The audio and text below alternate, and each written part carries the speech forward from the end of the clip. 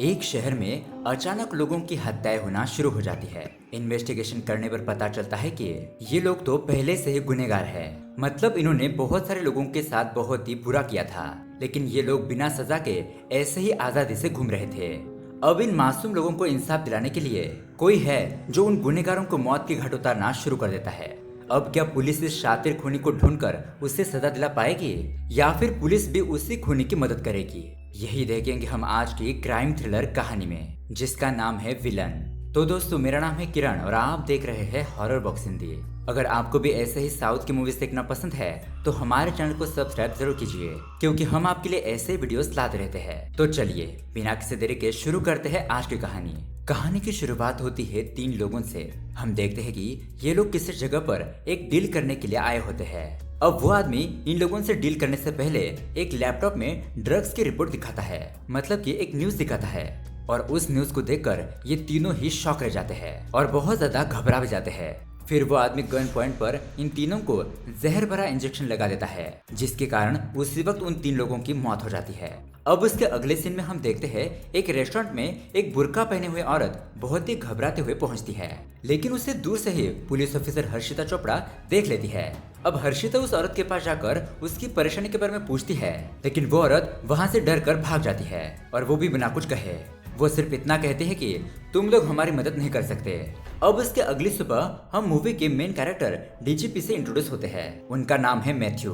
Matthew एक कारखाने में खड़ा होकर एक्सीडेंट हुए ट्रक को देख रहा होता है, जिसके बाद वो डीजीपी के पास पहुंचता है और डीजीपी मैथ्यू से कहता है कि अरे तुम 7 महीने बाद ज्वाइन कर रहे हो और आज ही शाम को नौकरी छोड़ रहे हो, और वो भी ऐसे हालत में। तुम जानते हो ना कि तुम्हारे साथ क्या हुआ है? उसके बाद डीजीपी मैथ्यू को अपने हेल्थ इशू के बारे में बताने लगता है और कहता है कि आज मेरा टेस्ट का रिजल्ट आने वाला है, पता नहीं उसमें क्या लिखा होगा। खैर, अब डीजीपी के घर से निकलकर मैथ्यू अपने ऑफिस आ जाता है, जहां पर आईजीपी शेरनी उसे बताता है कि हमारे पास एक नया केस आया है जिसमें 3 लोगों का मर्डर हुआ है, और उसमें से एक आदमी तो हमारा ही retire officer ACP Vinod Ibrahim था। मैथ्यू शेरनी से कहता है कि मेरी ड्यूटी तो आज शाम 5 बजे तक ही है और मैं ये क्राइम सीन आखिरी बार देखने के लिए आऊंगा।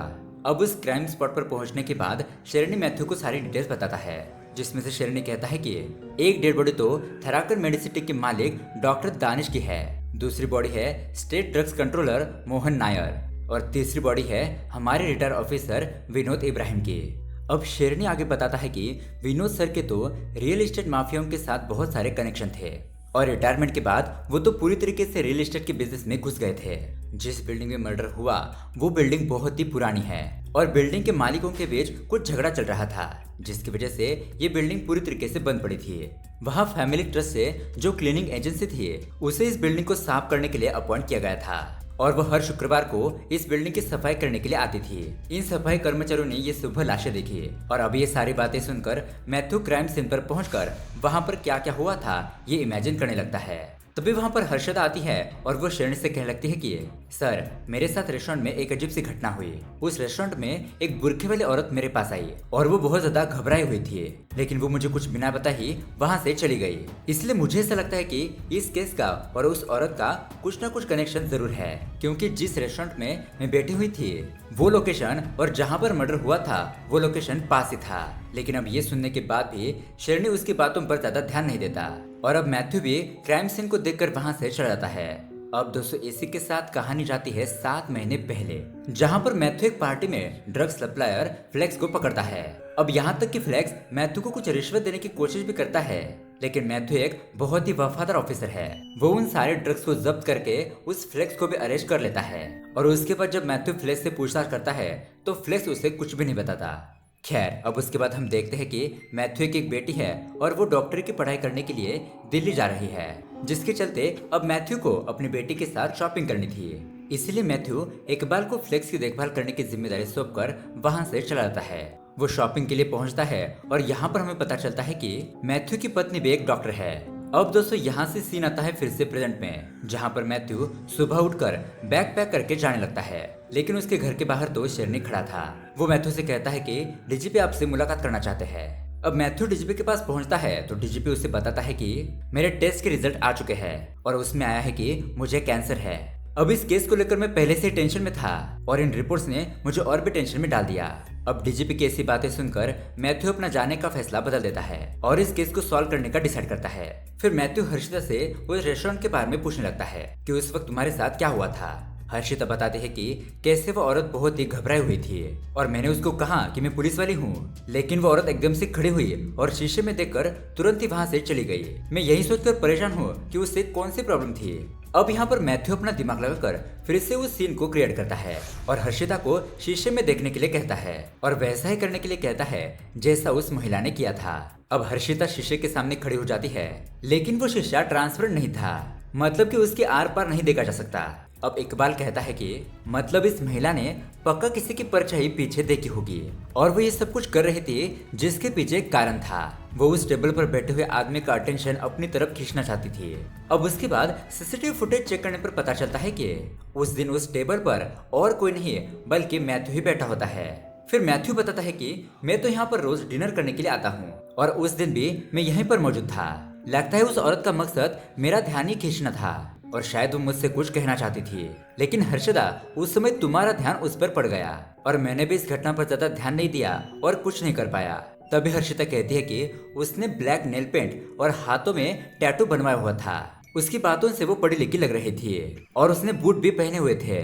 खैर, अब उसके बाद मैथ्यू 3 मरे हुए लोगों की कुंडली निकालना शुरू करता है, जहां उसे 2 लोगों का एक साथ कनेक्शन पता चलता है। अब मैथ्यू को पता चलता है कि कुछ महीने पहले डेंगू के लिए बिना लाइसेंस की ड्रग्स की वजह से 8 बच्चों की मौत हो गई, जिसमें कि ड्रग्स कंट्रोलर मोहन नायर और थाराकन मेडिसिटी का मालिक दानिश भी इन्वॉल्व था, लेकिन उस समय ये दोनों बच गए थे। इकबाल ये भी बताता है कि विनोद सर इन दोनों के रियल एस्टेट के एजेंट थे और इसके अलावा विनोद सर का इन दोनों से कोई भी कनेक्शन नहीं था। साथ ही वो कहता है कि विनोद के 2 क्लोज बंदे भी थे जिनका नाम जॉली और पाइन पांडे था और इन दोनों के चलते वो अपनी गैर कानूनी जमीन का धंधा चलाता था। फिर मैथ्यू उन दोनों के बारे में पूछताछ करने के लिए इकबाल को उनके पास भेज देता है। अब यह इकबाल को कुछ खास जानकारी नहीं मिलती है, लेकिन ये लोग इकबाल से कहते हैं कि अगर आपको कभी भी फिश मशरूम केमिकल चाहिए होगा तो हमें कांटेक्ट कीजिएगा। अब वहाँ से वापस आकर इकबाल ये सारी बातें मैथ्यू को बताता है और मैथ्यू इन सारी बातों को सुनकर अनुमान लगाता है कि आखिर यहाँ पर हुआ क्या होगा।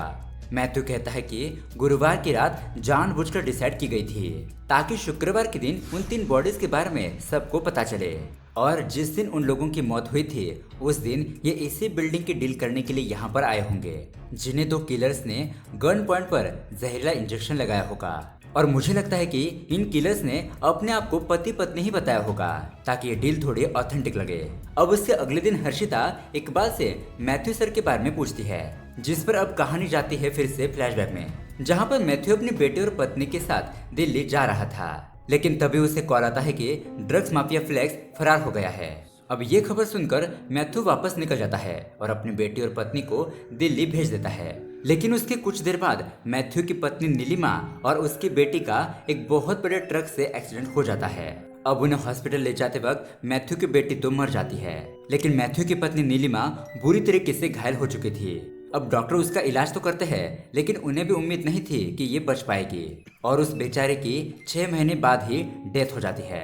अब उसके अगले सीन में हम देखते हैं मैथ्यू उन 8 बच्चों की तस्वीर निकालता है और फिर क्राइम सीन पर पहुंचता है, जिससे कि ये क्लियर होता है कि किस वजह से डॉक्टर दानिश और मोहन नायर को मारा गया था। मतलब कि इन बच्चों की जान के पीछे डॉक्टर दानिश और मोहन नायर ही थे। इन दोनों की वजह से उन बच्चों की मौत हो गई थी। तभी हर्षिता पूछती है कि तो फिर विनोद सर का इस केस से क्या कनेक्शन है। तब मैथ्यू कहता है कि इसका ही जवाब तो हमें ढूंढना है, लेकिन यहाँ पर एक बात तो साफ है, इन हत्यारों को जो भी मार रहा है उसका सीधा मतलब मासूम लोगों को इंसाफ दिलाना है, लेकिन उसका तरीका गलत है और मुझे ऐसा भी लगता है कि और कई सारी हत्याएं होगी। अब उसके बाद सीन शिफ्ट होता है क्लब में, जहाँ पार्टी के बाद एक लड़की किसी से डील करने के लिए वहाँ पर पहुँचती है। वहाँ पर उसके साथ एक लड़का भी होता है जो कि लैपटॉप में किसी फीमेल पेशेंट की फोटो दिखाकर उन 2 लोगों के पेट में नुकीली चीज घुसाकर उन्हें मार देता है और तीसरे बंदे को इंजेक्शन लगाकर मार देता है। वो ये सब कुछ तभी कर पाता है जब ये लड़की उन सभी लोगों को गन पॉइंट पर रखती है। अब फिर क्या था, उसके अगले दिन पुलिस वालों को इन 3 मर्डर्स के बारे में पता चलता है। जब इकबाल मैथ्यू को डिटेल्स देता है तो मैथ्यू को पता चलता है कि इन 3 में से 2 लोगों के ऊपर तो रेप के केस चल रहे थे और ये 2 वही दोस्त थे जिनको उस लड़के ने चाकू से मारा था। और उस समय इस केस को विनोद ही इन्वेस्टिगेट कर रहा था। लेकिन विनोद ने इन दोनों को सजा देने के बजाय उन्हें बचाया और इस केस को लेकर मीडिया में काफी ज्यादा चर्चा भी हुई थी। लेकिन ये केस आज तक पेंडिंग ही चल रहा है। अब हर्षिता पहले जिन 3 लोगों का मर्डर हुआ था और अब जो 3 लोगों का मर्डर हुआ है, इनके बीच का कनेक्शन निकालती है तो वो समझ पाती है कि पहले जो 3 मर्डर हुए थे उसमें से विनोद का कनेक्शन अभी जो लेटेस्ट में 2 लोग मरे थे उनके साथ है। और जो तीसरा है, मतलब कि जिसे इंजेक्शन देकर मारा गया था, वो रियल एस्टेट के हस्ती कुमार है और इससे आगे जो भी कत्ल होगा वो उसी से कनेक्टेड होगा। अब पहले जिन 3 लोगों का मर्डर हुआ था उसकी रिपोर्ट आती है और यहाँ पर पता चलता है कि एक बहुत ही रेयर फिश का जहर देकर इन लोगों को मारा गया था। अब उसके बाद मैथ्यू इकबाल को उन्हीं 2 आदमियों को पकड़ने के लिए कहता है जो कि विनोद के आदमी थे, मतलब कि वही जो मछली पकड़ने का काम करते थे। अब इन 2 लोगों को पकड़ लिया जाता है और वो मैथ्यू को बताते हैं कि एक औरत ने वो जहर हमसे मंगवाया था लेकिन हम उसे देख नहीं पाए। अब मैथ्यू को अपनी इन्वेस्टिगेशन से थाराकर मेडिसिटी के इन 2 केसेस में कनेक्शन होने का शक होता है, जिसके बाद वो थाराकर मेडिसिटी पहुंचता है। तो वही दूसरी तरफ हर्षिता भी मैथ्यू की फैमिली के एक्सीडेंट के बारे में इन्वेस्टिगेशन करने लगती है कि वो एक्सीडेंट हुआ कैसे था। अब यहाँ मैथ्यू जब थाराकन सिटी पहुंचता है और अपना इन्वेस्टिगेशन कर रहा होता है तभी उसे वहाँ पर डॉक्टर शक्ति के बारे में पता चलता है। मैथ्यू को पता चलता है कि डॉक्टर शक्ति का नाम कॉलेज के रैंक लिस्ट में आया था लेकिन उसका नाम फाइनल लिस्ट में से हटा दिया गया क्योंकि उस समय मैनेजमेंट के किसी बड़े आदमी के लड़के को उसकी जगह दे दी गई। अब ये चीज उसके फादर को बर्दाश्त नहीं हुई और इस वजह से उसके फादर ने अपने आप को जलाकर मार दिया ताकि उसके बेटे को इंसाफ मिल सके। अब उसके बाद में सभी विद्यार्थियों ने मिलकर जमकर आंदोलन किया और तब जाकर सरकार को भी मानना पड़ा और शक्ति को इस बहुत बड़े कॉलेज में एडमिशन मिल गया। लेकिन वो किसी से बात नहीं करता था, बस अकेला ही रहता और वो भी गुस्से में। अब मैथ्यू अपने ऑफिस आकर शक्ति की सारी जानकारी अपने ऑफिसर्स को बता देता है। मैथ्यू बताता है कि उन 8 बच्चों की मौत और उस लड़की का रेप केस इसी मार्कर मेडिसिटी में चला था और यहीं पर शक्ति भी पढ़ता था। उसने अपने आंखों के सामने उन 8 बच्चों की मासूम लाशें और उस लड़की के रेप केस को देखा था और इसीलिए वो उन लोगों को इंसाफ दिलाने के लिए खुद आगे आया और उन गुनहगार लोगों को मार दिया। उसके साथ जो एक लड़की है उसका नाम है श्रेया और ये दोनों ही एक दूसरे से बहुत ज्यादा प्यार करते हैं। अब ये सारी जानकारी जानने के बाद मैथ्यू सीधा डीजीपी से इजाजत लेता है क्योंकि अब ये सारा केस ऑलमोस्ट सॉल्व हो गया है, बस देरी हो तो सिर्फ शक्ति के खिलाफ सबूत ढूंढने की। अब मैथ्यू वहाँ से जाने ही लगता है लेकिन तभी उसके पीछे हर्षिता वहाँ पर आती है। हर्षिता उसे बताती है कि आपकी फैमिली का एक्सीडेंट नहीं हुआ था बल्कि उन्हें तो मरवाया गया था। अब इस पर मैथ्यू कहता है कि मैं जानता हूँ क्योंकि जब मेरी फैमिली का एक्सीडेंट हुआ था तो उसके बाद ही मैं तुरंत उस कारखाने के ट्रक को देखकर ये समझ गया था कि ट्रक ड्राइवर ने ही एक्सीडेंट किया था। फिर वो बाहर आया और उसने खुद से वो कांच तोड़ दिया ताकि ये एक प्रॉपर एक्सीडेंट लगे। अब हर्षिता कहती है कि तो फिर आपने कुछ क्यों नहीं किया, जिस पर मैथ्यू कहता है कि एक बार मैंने जिन्हें खो दिया वो वापस नहीं आ सकते। अब तभी इसी बीच मैथ्यू को एक मेल आता है जो कि डॉक्टर श्रेया का होता है। वो मैथ्यू को बताती है कि आपकी फैमिली को मारने वाला और कोई नहीं बल्कि वो ड्रग्स माफिया फ्लेक्स था और मैंने आपको उसकी लोकेशन भेजी है। आपके लिए अच्छा मौका है उससे बदला लेने का। फिर मैथ्यू इकबाल को लेकर फ्लेक्स को पकड़ने के लिए चला जाता है। यहाँ पर बहुत ही जबरदस्त हाथापाई होती है और फाइटिंग होने के बाद फ्लेक्स पकड़ लिया जाता है। फ्लेक्स के पकड़े जाने पर वो खुलासा करता है कि आपकी पत्नी और आपकी बेटी को मैंने ही मरवाया था। और दोस्तों यहाँ पर वो एक और शॉकिंग बात बताता है कि मुझे जेल से भगाने में इकबाल ने ही मदद की थी। लेकिन यहाँ हमें पता चलता है कि इकबाल ने ये सब कुछ मजबूरी में किया था क्योंकि उसकी बेटी को बड़े कॉलेज में पढ़ना था, लेकिन इसके लिए उसके पास पैसे नहीं थे, इसीलिए फ्लेक्स को छुड़ाकर उसने पैसे ले लिए। और अब मैथ्यू भी इकबाल को कुछ नहीं कहता लेकिन सिर्फ एक चीज कहता है, इकबाल अब तुम सरेंडर करने के लिए तैयार हो जाओ। अब मैथ्यू फ्लेक्स को मारने तो जाता है लेकिन तभी उसे याद आता है कि ये सब कुछ मेरे हाथों डॉक्टर शक्ति ही करवाना चाहता है, लेकिन मैथ्यू ऐसा करना नहीं चाहता। वो इकबाल और फ्लेक्स को गिरफ्तार करवाकर मैथ्यू अपनी बीवी की खरीदी हुई जमीन पर चला जाता है जहाँ पर उसे नीलिमा के साथ बिताए हुए कुछ पल याद आते हैं। अब उसके बाद मैथ्यू हर्षिता को एक सीसीटीवी फुटेज भेजता है जिसमें वो अपना एक वॉइस भी डालता है। वो कहता है कि थारकर मेडिसिटी में एक दिन हमारे डीजीपी गए थे।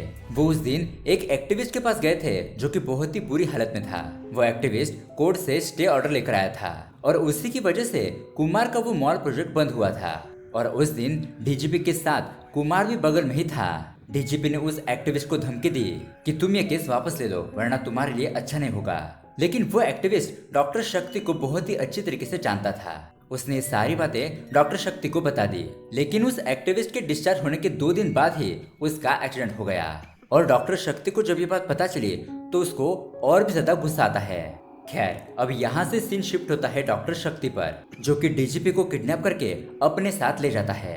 तो वही यहाँ मैथ्यू को डीजीपी के किडनैप होने की खबर मिलती है और इसी के साथ डॉक्टर शक्ति भी मैथ्यू से मिलना चाहता है। इसीलिए अब मैथ्यू भी अकेले में ही डॉक्टर शक्ति से मिलने के लिए चला जाता है। यहाँ पर श्रेया मैथ्यू को प्यार से पूछती है कि अगर आपको हमारे साथ चलना है तो पहले आपको बेहोश होना पड़ेगा। तो अब इस बात के लिए मैथ्यू भी तैयार हो जाता है। उसके बाद जब मैथ्यू को होश आता है तो वो डॉक्टर शक्ति को अपने सामने पाता है। शक्ति मैथ्यू से मिलकर उसकी तारीफ करता है और उससे कहता है कि मुझे इतने कम समय में ढूंढना बहुत ही मुश्किल था, लेकिन आपने ये कर दिखाया। अब यहाँ मैथ्यू डॉक्टर शक्ति को समझाने की कोशिश करता है कि तुम जो ये सब कुछ कर रहे हो वो सब कुछ गलत है, लेकिन डॉक्टर शक्ति तो कुछ भी समझना ही नहीं चाहता था। लेकिन तभी हम श्रेया को देखते हैं और उससे फील हो रहा था कि उन्होंने जो कुछ भी किया वो गलत किया। भले ही इन लोगों ने उन गुनहगारों को मारकर अच्छा किया था, लेकिन उनका तरीका गलत था। जिसके बाद डॉक्टर शक्ति खुलासा करता है कि आप भी मेरे ही तरह हो मैथ्यू जी, आपको भी दूसरों की तकलीफ देखी नहीं जाती, इसलिए उस दिन आपने अपने ही बीबी को मार दिया। अब दोस्तों यहाँ पर हमें पता चलता है कि मैथ्यू को डॉक्टर ने कहा था कि उसकी पत्नी के बचने के चांसेस बहुत ज्यादा कम हैं और जब तक उसे मौत नहीं आ जाती तब तक वो इसी तरह तड़पती रहेगी। मैथ्यू अपनी बीबी को इस तरह से तड़पता हुआ नहीं देख सकता था, इसलिए वो अपनी पत्नी को ज्यादा दर्द महसूस ना हो इसीलिए उसे इंजेक्शन लगाकर मार देता है। अब उस समय डॉक्टर शक्ति भी वहाँ पर मौजूद था, जिसने मैथ्यू की हालतों को समझा और उसके सारे सबूत मिटा दिए। अब यहाँ प्रेजेंट में डॉक्टर शक्ति मैथ्यू से पूछता है कि आपने तो कानून को तोड़ा और अपनी पत्नी को मुक्त किया और मैंने भी तो वही किया, मासूम लोगों को इंसाफ दिलाया, तो आप मुझे क्यों विलन मान रहे हो। मैथ्यू उसे समझाने लगता है कि देखो, पहली बात तो हम दोनों बिल्कुल भी एक जैसे नहीं हैं, क्योंकि मेरी पत्नी जिस दर्द से गुजर रही थी, इसलिए जब मैंने उससे पूछा क्या तुम इस दर्द से आजाद होना चाहती हो, तो वो मेरी तरफ देखकर मुस्कुराने लगी और इसीलिए मैंने उसको दर्द से आजाद करने के लिए मार दिया। लेकिन तुम लोगों को मारते हो नफरत के खातिर। लेकिन यहाँ पर शक्ति उसकी कोई भी बात नहीं मानता और मैथ्यू को वहीं पर बिठाकर डीजीपी को ले जाने लगता है। पीछे से मैथ्यू श्रेया को समझाने लगता है और श्रेया समझ भी रही होती है। अब उसे सही और गलत का पता चल चुका था। अब शक्ति डीजीपी को वहां पर लेकर आता है तो डीजीपी उसे कहता है कि मैंने उस आदमी को नहीं मारा, मैंने उस एक्टिविस्ट का एक्सीडेंट नहीं किया था। दरअसल वो सचमुच का एक एक्सीडेंट था, लेकिन शक्ति के सर पर तो खून सवार था। वो डीजीपी को मारना ही चाहता था, लेकिन अब डीजीपी को बचाने के लिए मैथ्यू और शक्ति के बीच बहुत ही खतरनाक फाइटिंग होती है। लेकिन आखिर में शक्ति को मैथ्यू हरा देता है और वो जैसे ही श्रेया की तरफ बढ़ता है तभी श्रेया उस पर गन तान देती है, लेकिन श्रेया गोली पीछे खड़े शक्ति पर चलाती है। अब मैथ्यू भी श्रेया के हाथ से गन लेकर शक्ति के पैरों पर शूट करता है और फिर वह डीजीपी को छुड़ाकर मैथ्यू पुलिस को कॉल करता है। उसके बाद यहाँ पे श्रेया खुद को सरेंडर कर देती है और उसके बाद सभी लोग गिरफ्तार हो जाते हैं। इसी के साथ दोस्तों ये कहानी यहीं पर एंड होती है। तो दोस्तों इंसाफ की ये कहानी आपको कैसी लगी हमें कमेंट करके जरूर बताइएगा। साथ ही ऐसे ही अमेजिंग मूवी देखने के लिए हमारे चैनल को सब्सक्राइब जरूर कीजिए। मिलते हैं अगली वीडियो में। Thanks for watching.